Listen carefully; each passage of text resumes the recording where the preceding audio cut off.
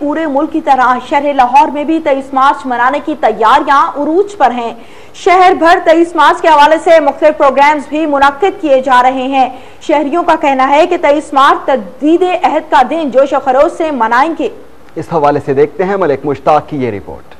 मुल्क की तरह शहर लाहौर में भी 23 मार्च को मनाने के हवाले से मुकम्मल तैयारियां की जा रही हैं। शहर भर के मुख्तलिफ मुकामात पर प्रोग्राम मुनक्किद किए जाएंगे, जिसमें आतिशबाजी, घोड़ा डांस और दूसरे प्रोग्राम शामिल हैं। लाहौर मीनार पाकिस्तान में आतिशबाजी के लिए एक बड़ा प्रोग्राम की तैयारियां की जा रही हैं। आज पाकिस्तान में रहने वाले तमाम लोगों को समझ आ चुकी है कि 23 मार्च 1940 को पेश की जाने वाली करारदाद का मतन बिल्कुल दुरुस्त था।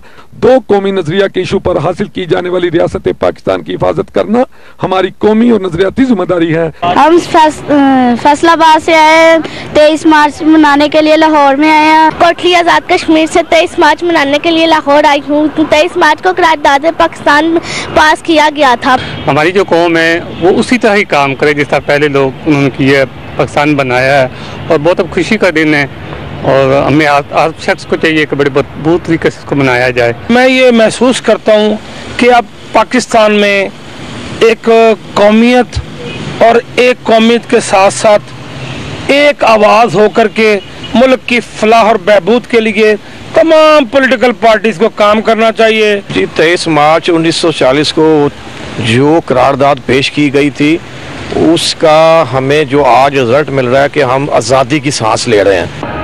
आज ये बात साबित हो चुकी है कि क़याम पाकिस्तान की करारदाद का मतन बिल्कुल दुरुस्त था। आज के दिन हमें ये अहद करना है कि हम दो कौमी नजरिया के इशू पर बनने वाले इस पाकिस्तान की दिलो जान से हिफाजत करेंगे और खिदमत करेंगे। इस परचम के साए तले हम एक हैं, हम एक हैं। कैमरामैन अदनान राजपूत के साथ मलिक मुश्ताक, रॉयल न्यूज, लाहौर।